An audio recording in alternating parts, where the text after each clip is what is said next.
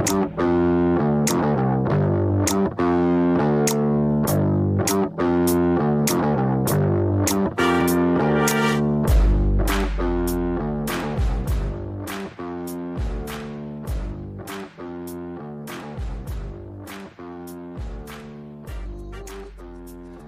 it going, everybody? Solo episode. We missed Thursday of last week. Alex was not available last minute, so we're working on that. We're going to have a solution. We got to have a backup plan for Thursdays. I decided I didn't want to record because we had a lot that was happening on Thursday. The Seahawks.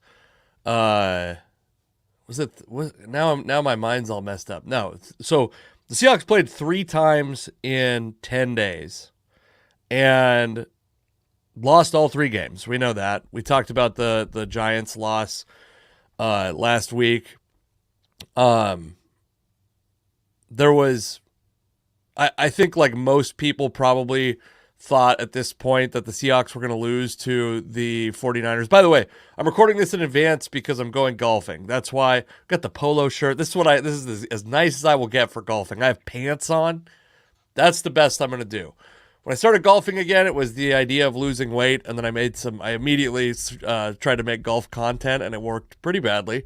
But that doesn't mean we're going to stop trying to make golf content at some point. There might be more golf content coming on the Road Hacks channel. If you're familiar, that was the channel that I made some golf content on. Anyway, the Seahawks, they lost to the 49ers, and it's created a lot of consternation and frustration among the fans of the Seahawks. And understandably, this team started out 3-0. They started out gangbusters. And I think fans are really bad at compartmentalizing like what their expectations were versus whether the team is meeting those or not. Also, by the way, I'm solo episode. I'm fighting the internet, it looks like. So I'm sorry if this is, hopefully this all gets uploaded locally and we don't have any problems that sometimes follow these podcasts. But my internet is extremely frustrating, and it's not a speed issue. Gig speed internet. At the time I got it, it was the fastest internet available in residential areas. Now I think I can get a little bit faster, but what I need is for it to not fluctuate. Anyways, bad Seattle sports weekend overall. Huskies lose to Iowa. I'll talk about that in a moment. Seahawks lose to the 49ers. And the Mariners didn't officially lose, but what we have seen is arguably the least compelling combination of teams in the playoffs, advance in the playoffs. And there's really only one team to root for left if you're a Mariners fan, and it's pretty simple, and we'll get to that in just a moment. But we'll start back on the Seahawks because they played the 49ers. A couple different controversial things happened in this game. I think luckily the team who was the victim of the controversy, the 49ers, they didn't lose. They won the game, so there's no asterisk around this game, but there was at a point in the game there was a pretty obvious missed call on the muffed punt. And I do think to a degree, and I could be wrong on this, I think to a degree there was it's possible there was a makeup element. This never got a lot of play on the TV broadcast, but I didn't think it was so obvious that the 49ers coverage guy got blocked into the returner. What's that dude's name? It's so frustrating that he's even on the team, frankly. And we'll talk about that in a moment also. But D. Williams. My opinion, I think the days of D. Williams on the roster should be over. I believe he's got the ability to play both receiver and cornerback, but it's like your last string receiver and cornerback and a guy that can return. Take that guy off the roster, give his spot to someone who can contribute on offense or defense. That's my stance on D. Williams, especially because the Seahawks are again the recipient of very good luck. Laviska Shenault returns, I think, only the second kickoff of the league year for a touchdown. So I think once again the Seahawks they were like overall probably pretty lucky in this game. And still end up losing by 2 scores. 2 scores that probably should have been 3 scores if you take the Shenault return away. And yeah, I mean, I don't know. It's every week we're gonna have to do this like relitigation of Geno Smith. Is Geno Smith the guy? And obviously, I have the PFF numbers on the screen. I probably should have started out with the Seahawks box score. We'll get to that in a moment. I'm just here to say Geno Smith is fine as the guy right now. Is he the permanent solution at quarterback? I mean, he's 35 years old. I believe the Thursday night game was on his 35th birthday. So is he the permanent solution? Absolutely not. Obviously, he's got maybe 3 more years left in the NFL if you're being somewhat generous. Like guys that are playing into their mid-30s it's not a guarantee. I will say he doesn't have a lot of tread on the tires. He's not beaten up like some other quarterbacks who spent a lot more time playing actual games. But yeah, here we go. He's according to PFF, and I you know what? I'm not gonna try to defend or not defend PFF at this point because I think they do the best job you could expect or hope for from from an outlet that's available publicly, right? These are folks who are the methodology I think is the best available thing, as opposed to listening to like some asshole on sports radio who has no scouting background. This is like at least an aggregate of a bunch of theoretically unbiased scouts. And I think it's valuable. Now, we look at this list. Do I think that Derek Carr is the second best quarterback in the NFL? Probably not. Do I think Baker Mayfield or Kyler Murray are top 10 quarterbacks? I certainly think it's debatable. I think Geno Smith being top 10 to me, I understand this is like just a point of division for the rest of the year. My suspicion is, and I mean, you can see it in these numbers, by the way, like Geno Smith is rated a 77.5, and then you get down to 18 before you get someone that's under 70.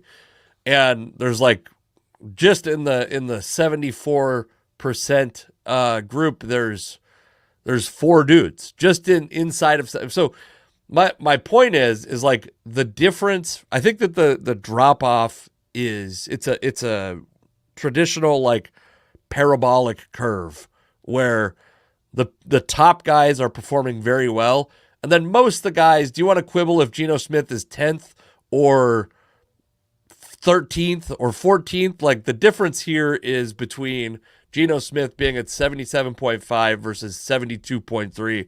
These are like, you're starting to get into like margin of error shit, obviously. Is Geno Smith somewhere, in my opinion, between the 5th and 20th best quarterback in the NFL? I'm fine with that. I'm fine with that framework. If that's the case, you start to get, I mean, like 19th best is Tua Tagovailoa. He's the first guy under 70 on this list, and obviously on injured reserve. But I don't want to every week have to relitigate Geno Smith. Geno Smith is fine.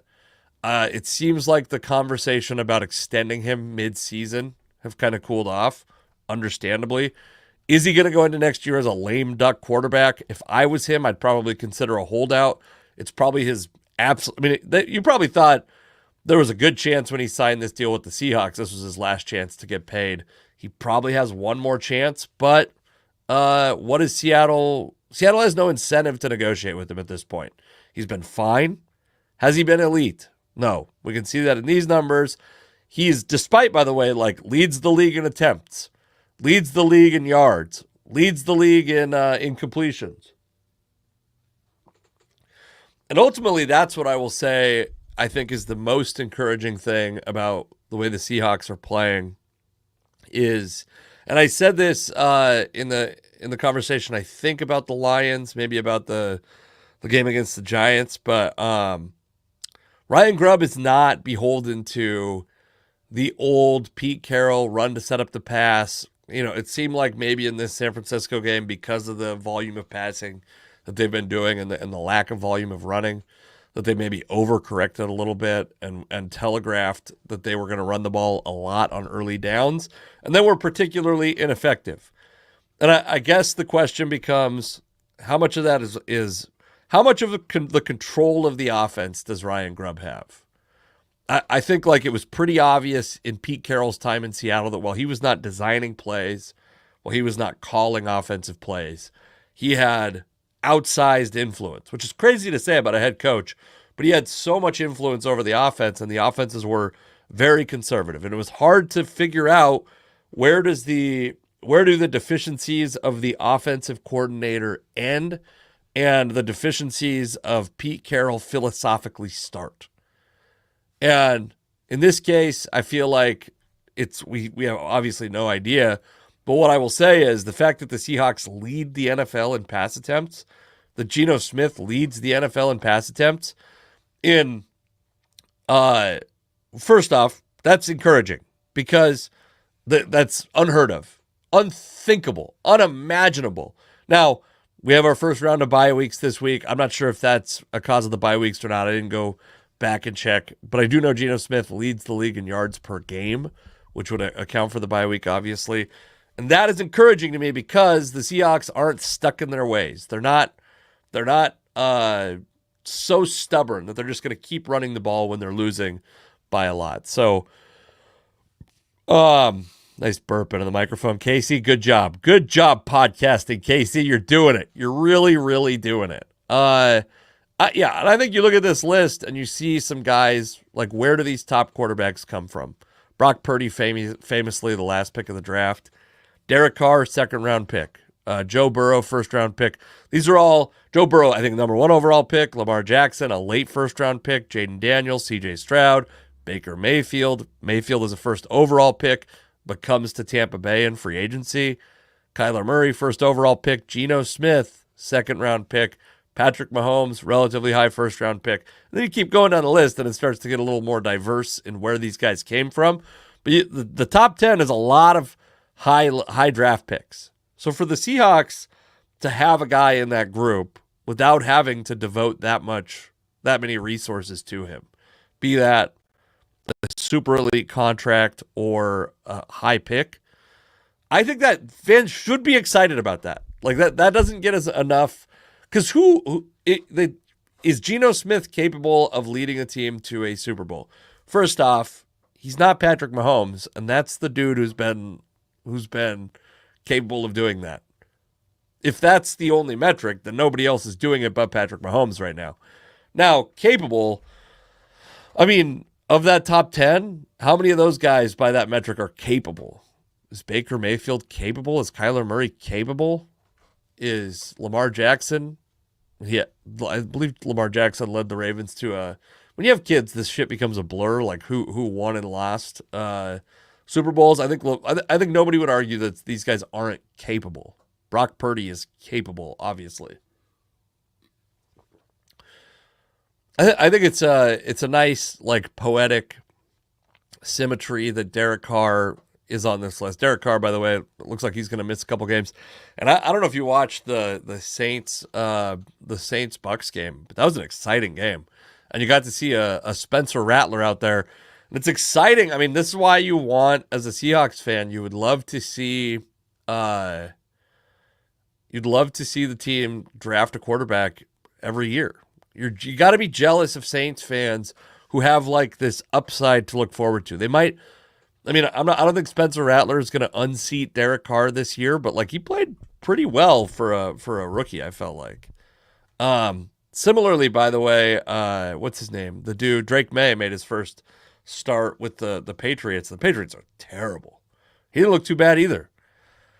I don't know if you want to be devoting the problem with the NFL quarterback position, and we're like many laps on this as a podcast, so I'm sorry in advance.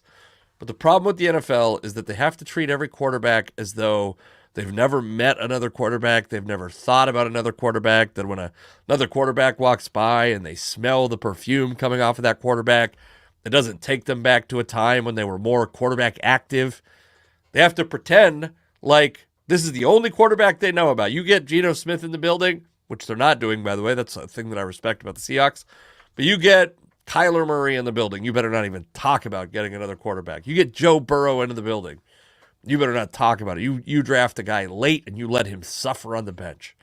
You don't do what the 49ers did in the past and what the Packers have done in the past, what the Patriots have done in the past. Don't do that.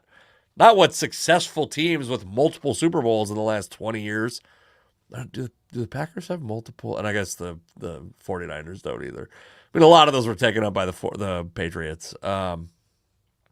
But so anyway, back to this game, and we'll take a look at the box score really quick. And I do think the box score is a little bit misleading because I don't think anyone thought this game felt that close necessarily. Like the Seahawks had chances. Geno Smith throws a very ugly pick on the first drive. The pick he throws to DK Metcalf late in the game, I'm a little bit more sympathetic on. It looked like to some degree there was a miscommunication. And then we saw, DK, the question is, so DK gets 11 targets, 3 receptions. And that's him getting locked down. No touchdowns. I want to say there was now I'm like doubting it, but I think there was, that was against Lockett that there was the semi-controversial, I believe, offensive pass interference. I could be blending all these games. It's a lot of games in 3 days. It's truly feels like malpractice to me, by the way, that the NFL would let a team play 3 times in 10 days. But yeah, I think like you started to see the frustration boil over a little bit. Geno Smith, pretty, demonstratively slamming a tablet. DK Metcalf kind of pouting on the sidelines. Is, I don't know. My opinion of DK is I think he's got a ton of physical gifts. I think he's got a limited skill set. And I think because of his body type, I don't think there's necessarily room to improve his skill set. A guy of his size and his speed, I don't think is ever going to be able to run crisp and intricate routes without just crushing his knees. And so you got to live with that. You got to figure out how to deal with that, and I'm open to it.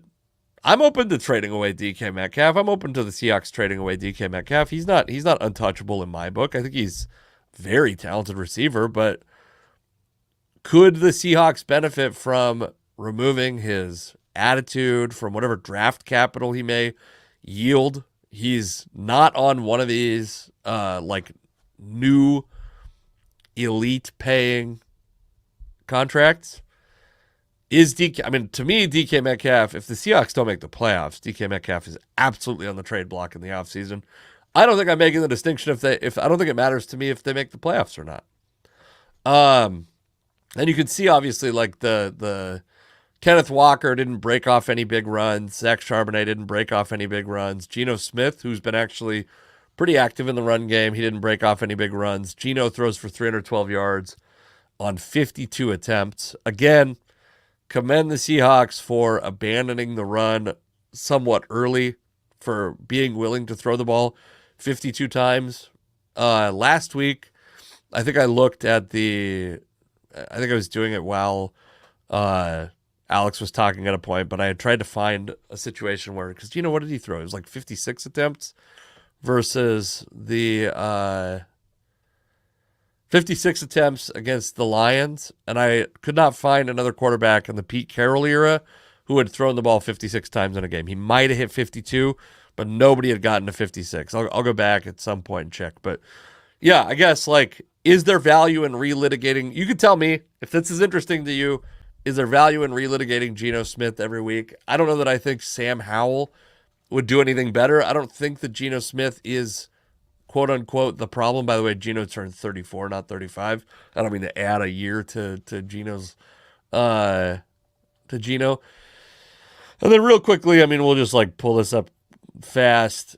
Geno's being asked to do a lot. The most attempts in the league, and it's not by a small margin. The second most attempts is Dak Prescott. He's 27 attempts behind Geno Smith. The next highest in completions, 29 behind. Joe Burrow is 29 behind Geno Smith. Now, these guys have more touchdowns, fewer interceptions, in the case of at least Joe Burrow. Does that mean they're better quarterbacks? You want to, if the question is, does that mean it? No. But if your question is, do I think Dak Prescott and Joe Burrow are better than DK Metcalf or better than Geno Smith? The answer is yes. Do I think C.J. Stroud, who has the fourth most completions, also fewer interceptions, do I think he's better than Geno Smith? Yes. like, does but again, like, is Geno Smith a top 15 quarterback in the NFL? Maybe. I think a really strong argument could be made. And now 10 days. 10 days till you play the Falcons in Atlanta. It's it'll be interesting. It'll be an interesting game. I think that probably the Falcons will be favored in that game. In fact, let's see if there's a line already. Seahawks, Falcons betting line. Action Network. I don't know what this is, but it looks like the Falcons are favored by 2.5, which I think as a like rough estimate, I think it means, so I think that the standard deduction for an away game is 3 points. So it would seem to argue here that the betting odds think that the Seahawks are a better team than the Falcons by a half a point in this game. So functionally, of teams of equal quality. So, this is weird. This article. Let me show you this article that I'm reading. We might have an AI generated article, because we can see if I'm right or wrong, or if this is right or wrong. But I suspect, maybe it is because of the hurricanes. So this says the Seahawks face the Falcons. The Seahawks 3-3 face the Falcons 4-2 in Week 7 of the NFL season, with kickoff set for 1 p.m. Eastern at Mercedes-Benz Stadium in New Orleans.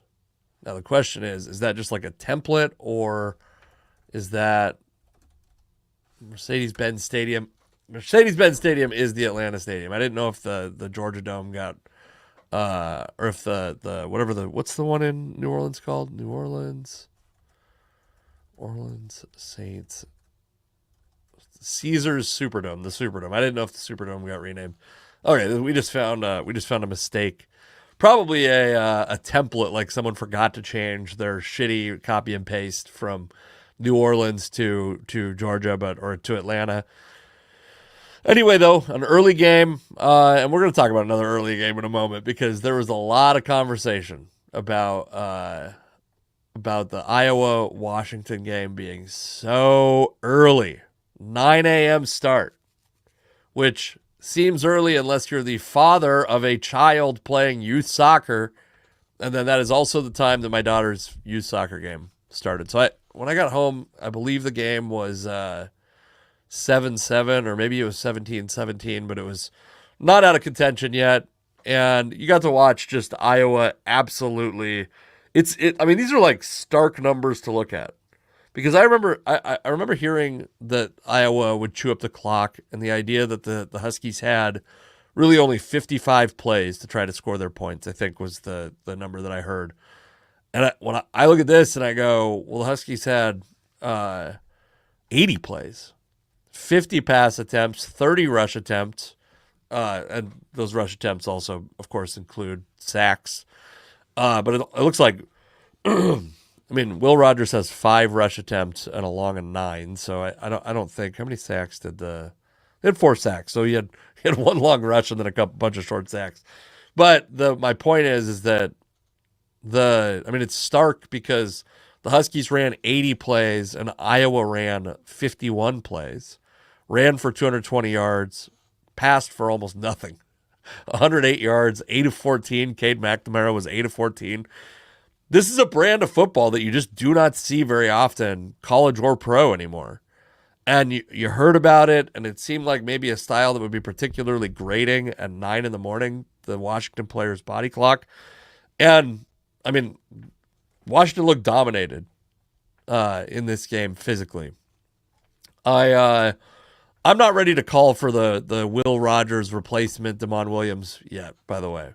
Is that out there? I assume there's got to be people who are calling for that, for Rodgers to be replaced. I think Rodgers has been pretty good the whole year. What I am wondering is, so Giles Jackson, 9 catches, but not a lot of yards. Denzel Boston was present, but not, obviously not dominant in this game. You're essentially at the midpoint of the season. I think you're probably a little, that you're probably going to play. Is it 13? I think every team plays 13 games now. Is that right?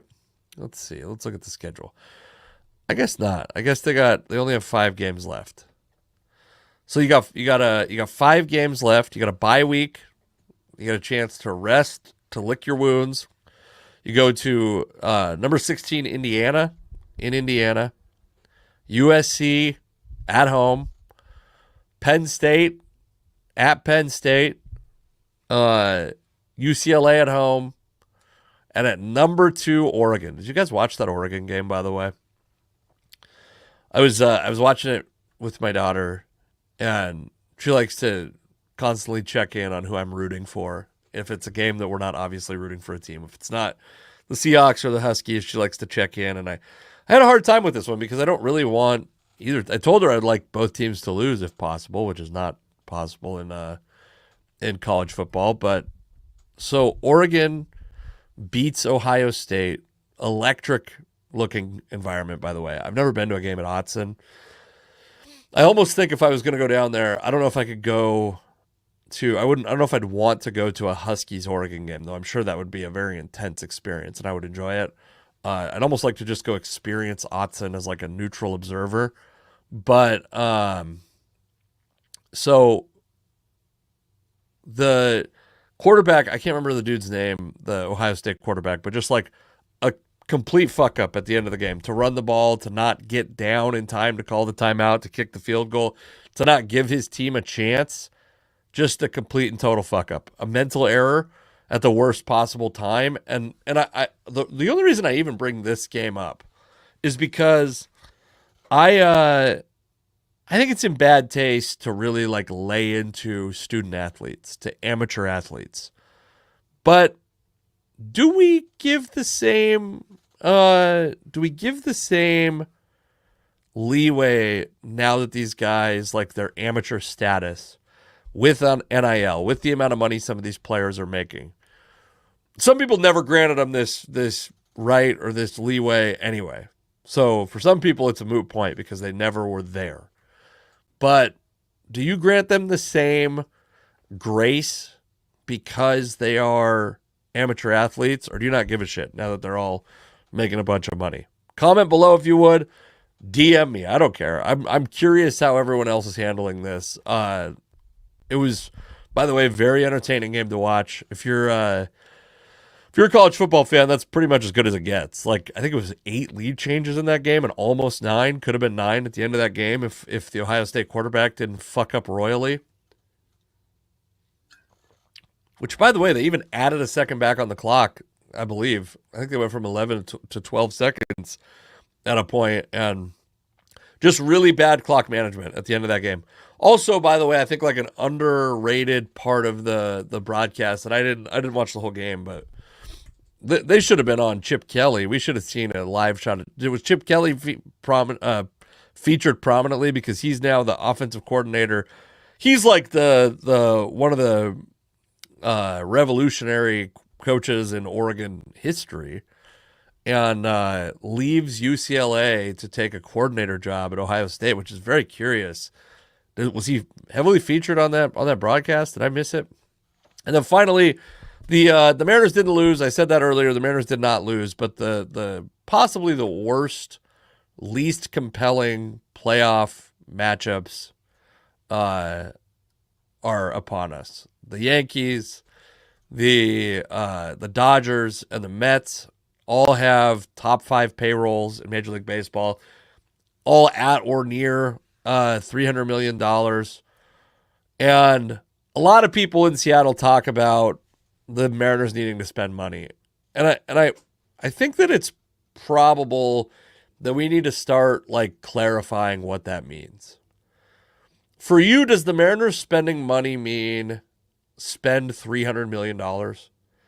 Is that the only thing you think they can do to and obviously, by the way, the Guardians have like $106 million payroll. They're towards the bottom of the league, like one of the lowest payrolls in the league.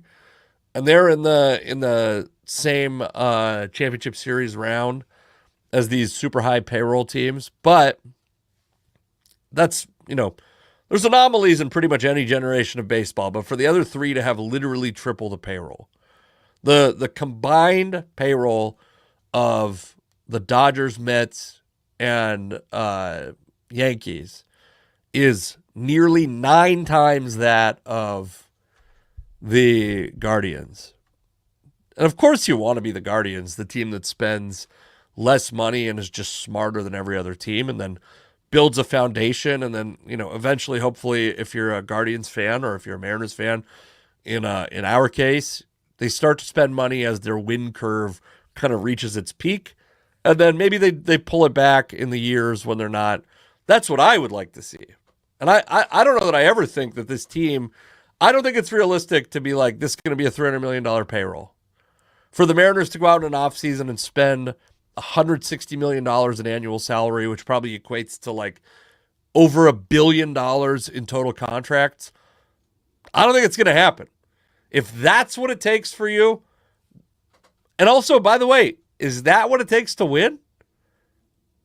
That might be what it takes to win. And if that's what it takes, I don't know.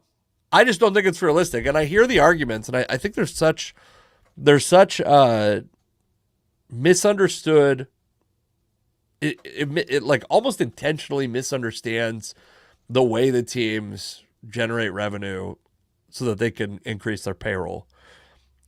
The idea that the Mariners are in a city with a lot of money in the city is irrelevant, because they don't need to be in a city that has a lot of money. They need to be in a city where the people come and they care, and they spend money on the merch, and they spend money on the tickets, and they are in that, by the way. Should they be able to increase payroll?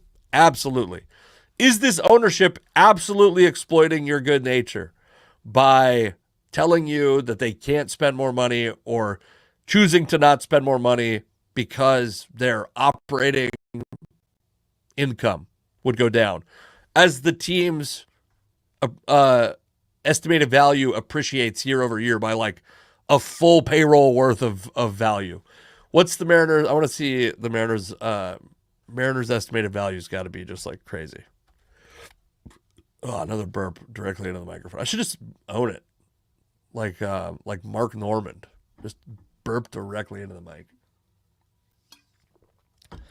Mariners estimated value. Okay, so the Mariners' estimated value is $2.2 billion by year. Let's do that. So they got bought in 1992. So yeah, I'll share this screen real quick. And this is Google AI, so whatever, feel whatever way you want to feel about it. But since 2016, the value of this team estimated has increased by $1 billion. In 8 years, they've increased by $1 billion. And you want to know how much they've probably spent in that time? About $1 billion. And you want to know how much profit they've probably made? Probably some fraction of $1 billion, but it's a profitable franchise. So yes, are these owners exploiting you, the fan, by telling you that yes, but do you think, if you think that they need to approach $300 million with their payroll, otherwise they can't compete in baseball, I'm going to tell you they can't compete in baseball. I don't think the Mariners are ever going to reach that point. I think if new owners took over, if a lunatic owner, like I would love to see, a Mark Cuban type, a Jerry Jones type, a George Steinbrenner type. Obviously, you'd like someone who doesn't meddle too much in the baseball people. You'd like them to hire the right people, then get the fuck out of their way. But someone who is a lunatic, who's hell-bent on winning, who is very passionate about making this franchise a champion. If that guy comes to Seattle, I still don't think that guy or girl, could be a lady, could be a woman, but if that owner comes to Seattle, I don't think that owner is spending $300 million. Would I like to see the payroll increase to a little above $200 million? And I think that's a realistic number that the team could afford and still roughly break even and appreciate in value. Also, by the way, how much more valuable would this team be if they had won a championship in the last 20 years? How much more valuable would this team be if they had higher attendance because they were a perennial playoff contender? Or a perennial playoff, how about this? Perennial championship contender. Let's actually look. We could probably Houston Astros value by year. See if we get the same. Oh, baby. Here we are. So 2016, this is interesting. I'll share this. 2016, according to Google AI, the value of the Astros was $1.1 billion. And by the way, so $1.1 billion, and now they're worth $2.42 billion, according to this Google estimate that's based on, I'm sure, it's like a Forbes article, whatever.